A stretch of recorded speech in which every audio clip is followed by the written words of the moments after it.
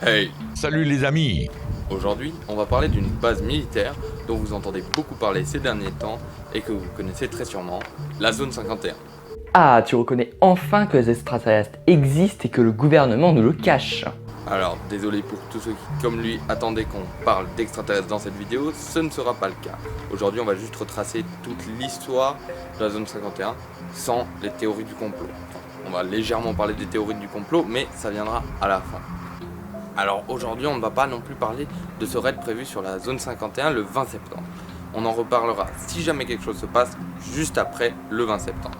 Mais si vous voulez vraiment en débattre, n'hésitez pas à venir sur Twitter ou encore mieux sur Discord pour en parler.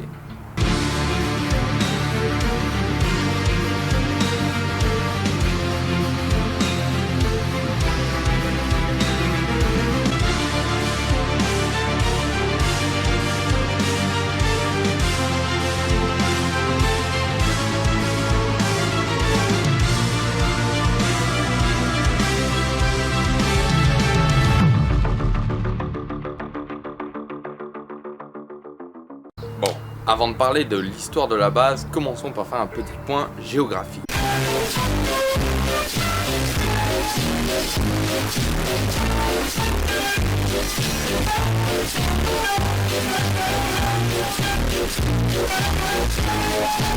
Alors, la zone 51, c'est ici. Dis-moi Mortis, sérieusement, nous montrer un point sur la carte, mais t'es sérieux? Je croyais que t'étais précis, que tes vidéos c'était pas de la merde quoi. Nous montrer un putain de point sur un globe, là, putain, mais sérieusement. Sois plus précis, même les complotistes, c'est... Bon, ok, on va un peu plus aller dans les détails.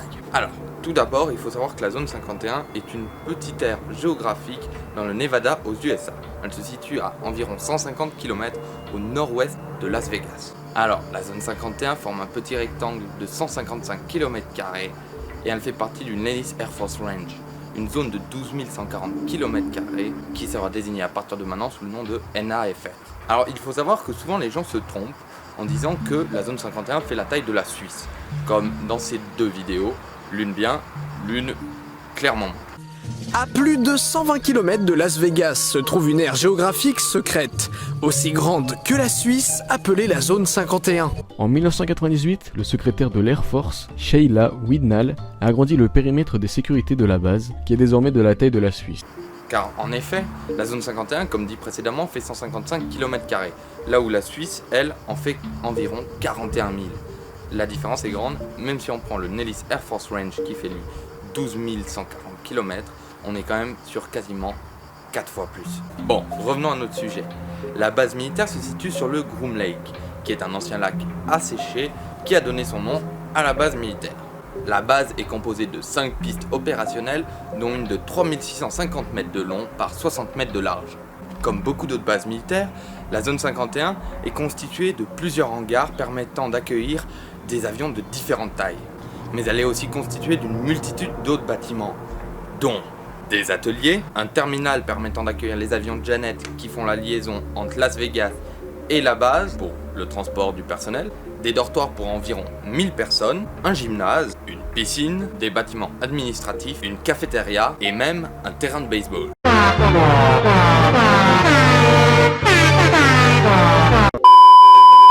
Bon, maintenant qu'on a vu un tout petit peu la géographie du coin, on va pouvoir en venir à l'histoire de la base.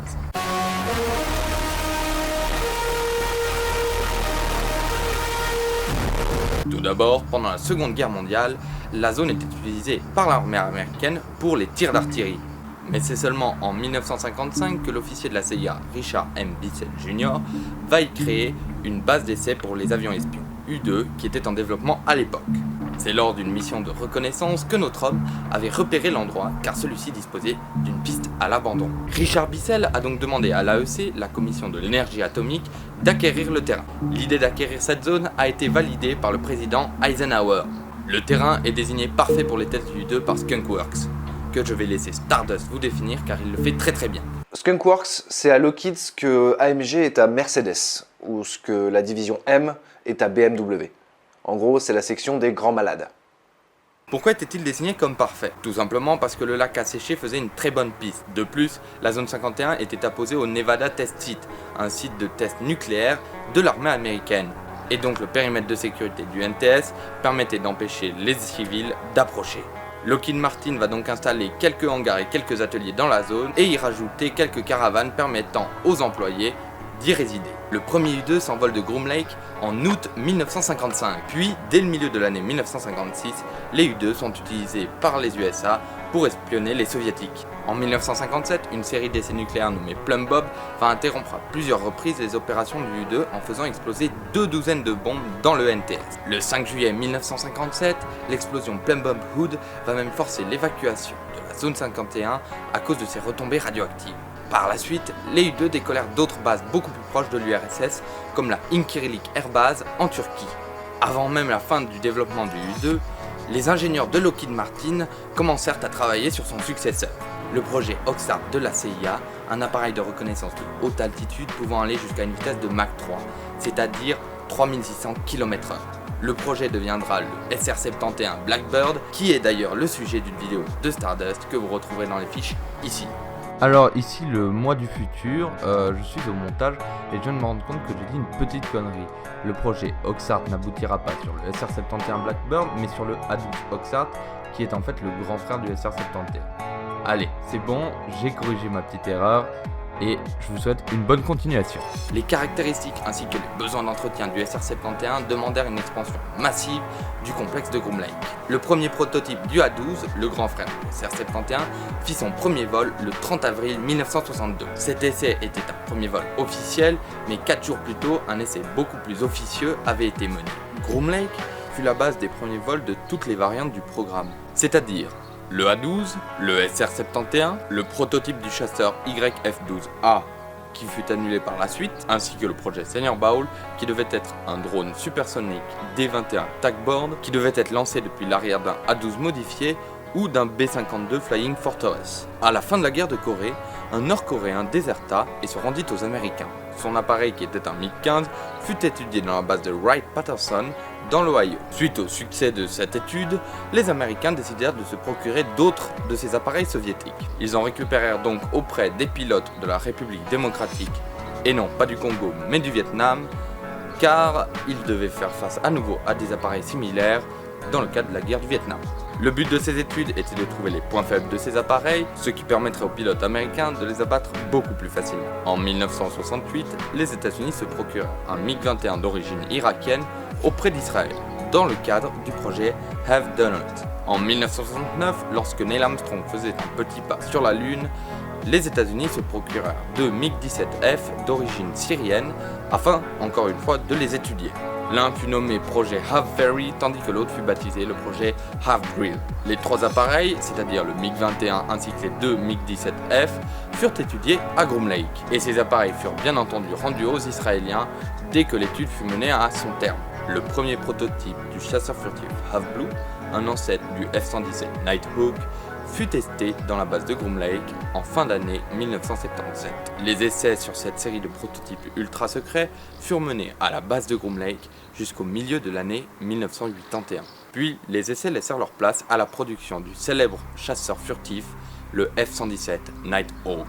En plus des tests en vol, la base de Groom Lake servait à tester la capacité de l'appareil à disparaître des radars. De plus, les tests d'armement du F-117 ainsi que la formation des premiers pilotes de l'armée américaine sur ce chasseur furent eux aussi menés dans la zone 51. Depuis la mise en service du F-117, les activités à Groom Lake continuèrent sans relâche. La base et les pistes qui s'y rattachent ont été agrandies et les vols quotidiens en provenance de Las Vegas continuent encore aujourd'hui. En 1995, le gouvernement américain a agrandi la zone d'exclusion afin d'éviter que des petits curieux profitent des sommets aux alentours de la base pour regarder ce qu'il s'y passe. Par exemple, du mont Tikabo qui se situe à 42 km à l'est de Groom Lake et qui offre la meilleure visibilité possible sur la base. C'est d'ailleurs depuis cette montagne que le grand JD a pu apercevoir partiellement la base militaire et en voici des extraits. On est à 2400 mètres, je sais pas si vous m'entendez bien avec le vent. Et ce qui nous intéresse est juste devant moi, il y a la base. Enfin, la voici! la base la plus secrète des États-Unis. À vol d'oiseau, on est à environ à 10 km.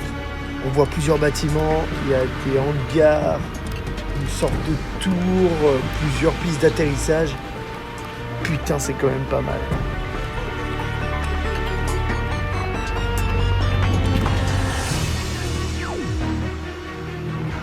Par contre, on va pas faire trop long parce que là, juste à côté de moi, il y a une sorte de station météo, mais il y a surtout de nouveau une petite caméra. Heureusement que je tourne cette vidéo, que je suis monté jusqu'ici parce que je viens de trouver la preuve ultime de l'existence des extraterrestres. Oh, regardez ça, il est génial! Comme vous avez pu le voir, malgré le fait qu'on puisse accéder à l'endroit légalement, il reste très surveillé. Bien entendu, la zone 51 est très surveillée. Des patrouilles sont constamment effectuées par des gardes nommés Camo Dudes à cause de leur équipement. Et ces gardes sont autorisés à tirer à vue s'ils voient quelqu'un à l'intérieur de la base. Me revoilà, le Mortis du futur, et je me suis de nouveau rendu compte que j'avais oublié de dire quelque chose, c'est-à-dire que ces fameux Camo Dudes apparaissent dans la vidéo du Grand JD, et donc je vous mets des extraits pour que vous voyez à quoi ressemblent ces patrouilles. C'est une zone ultra surveillée, ultra sécurisée, vous connaissez le truc. Il y a des barbelés, etc. Si je vais plus loin, je peux me faire arrêter, aller en prison et puis même me faire tirer dessus. Voilà, il y a des histoires comme ça qui traînent. Cette énorme caméra là qui est en train de me regarder. J'ai toujours trouvé ça un peu naze d'aller aux abords de la zone 51, enfin ça sert à rien. Et en fait, c'est quand même pas mal. Il y a une atmosphère un peu bizarre, enfin tu te dis, voilà, il se passe des choses de l'autre côté. On pourra pas aller plus loin les gars. Mais c'était déjà pas mal. J'ai pas eu le temps de plus filmer parce que sans rigoler, une patrouille est arrivée sur moi. 2 patrouilles qui viennent d'arriver, qui m'ont fait les phares et qui aiment pas du tout ma présence. C'est interdit de filmer, hein. Du coup, je vais me barrer parce qu'ils m'ont bien fait comprendre que j'étais pas le bienvenu et il n'y a pas droit de photographier, il n'y a pas droit de filmer. Voilà, on va se barrer vite. Officiellement, aucun civil n'a été tué pour avoir pénétré dans la base. Cependant, récemment, dans le NTS, une personne a été abattue pour avoir pénétré l'endroit. Cependant, ce n'est pas parce que la violence n'a jamais été officiellement utilisée que personne n'a tenté de rentrer. Mais toutes les personnes ayant tenté de rentrer ont écopé tout simplement d'une amende de 600 $. C'est toujours mieux que de se faire abattre.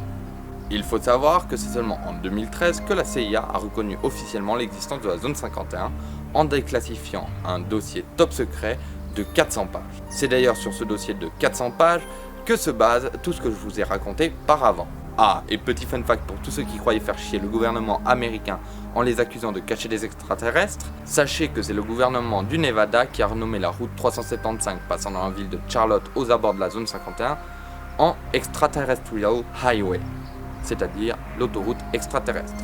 Donc, au lieu de les faire chier, vous leur rapportez de l'argent, car les histoires d'aliens représentent un gros attrait touristique pour la région qui est pourtant très aride et normalement assez peu touristique. Au passage, un procès a été mené par des familles de militaires contre l'US Air Force à cause de la base de Groom Lake. Mais vu que je ne fais pas d'études en droit, je n'ai pas tout compris. Donc pour ceux que ça intéresse, les liens sont en description. Maintenant, je vais laisser Osmos Cosmo vous raconter une petite anecdote en rapport avec la première station spatiale américaine. En 1974, l'équipage de Skylab 4 de la station spatiale Skylab a pris une photo compromettante, une photo d'un endroit qu'il n'aurait pas dû prendre. Dans une note de l'ancien président de la CIA, tout pousse à penser qu'il s'agit de la zone 51. Oui, la zone 51.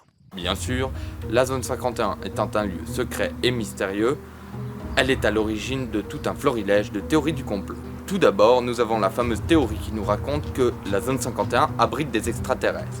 Elle est d'ailleurs la cause de ce fameux raid sur la zone 51 le 20 septembre. Mais bien sûr, toutes les théories ne tournent pas autour des extraterrestres. Il y aurait aussi le projet ARP qui serait un projet de l'armée américaine pour contrôler la météo. Si toutes ces théories et bien d'autres vous intéressent, allez voir la vidéo de Didi Chandulu sur le sujet, en sachant que certaines laissent à réfléchir. Bon allez, il est temps pour moi de vous laisser et... Hop hop hop hop hop, je me positionne. Tu vas quand même pas parler de la zone 51 sans une seule fois évoquer toutes les références qu'il y a dans la pop culture. Non mais quand même. Bien sûr que je vais en parler, mais ça, ce sera pour une prochaine fois. Bon, la vidéo touche à sa fin, je vous laisse aller vous abonner aux 4 youtubeurs qui sont apparus dans cette vidéo.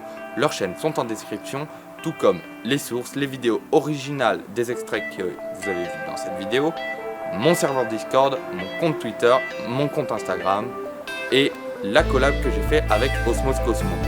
Sur ce, je vous dis à dans une semaine pour la suite de la vidéo. Ciao!